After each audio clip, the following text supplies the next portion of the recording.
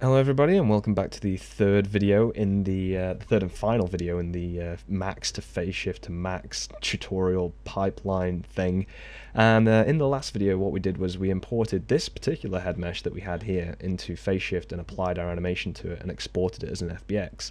Now what this video is going to look over is getting that FBX and putting it back into Max and being able to edit the curves and stuff like that in order to get the animation to its final quality.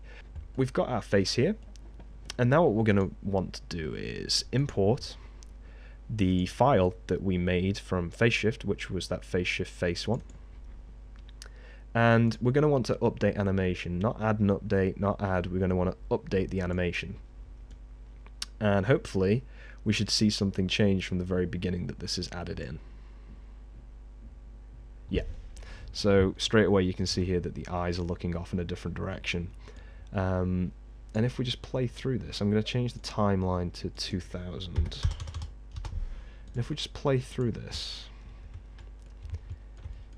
you should be able to see that we've got some animation on here. Now obviously this is not going to be perfect because this is pretty much raw animation and still needs to have a lot of cleanup done to it. But hopefully in a second he will talk. There we go.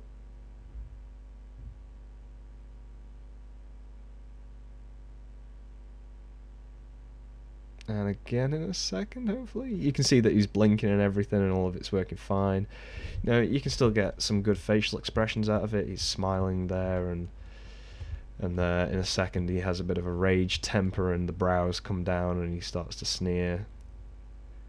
If you give him a second... Come on, get angry. Oh. There you go. So he's not very happy there. So as you can see, the animation is all playing here and is all working, and the great thing is the way that we can now edit this is if we come into graph editors and then curve editor, and let me, if I just pull this up a little bit, oh god, no, I didn't grab it, there we go. If we come into modified object here, skin, morpher, we have all of our morph targets here, which we are then able to go and edit, make the performance look exactly how we want it to.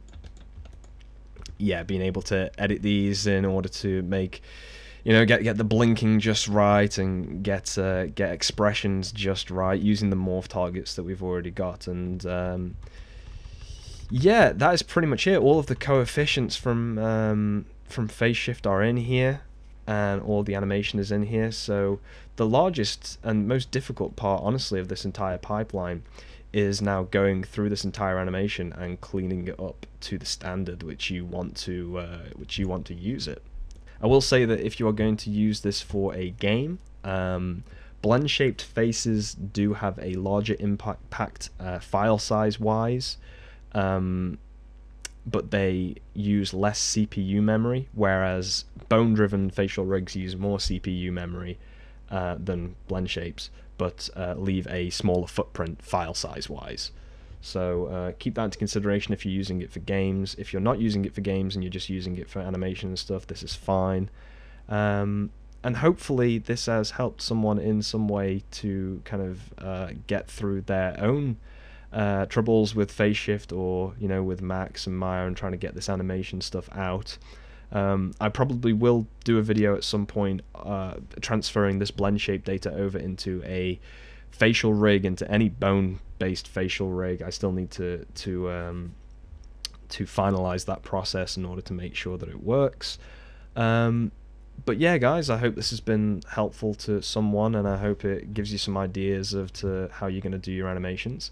And if you liked this video, I guess subscribe and like the video, and if you've got any questions, more importantly, just leave them in the comments below and I'll try my best to answer them. Okay then guys, so thanks for watching, and I will see you guys next time.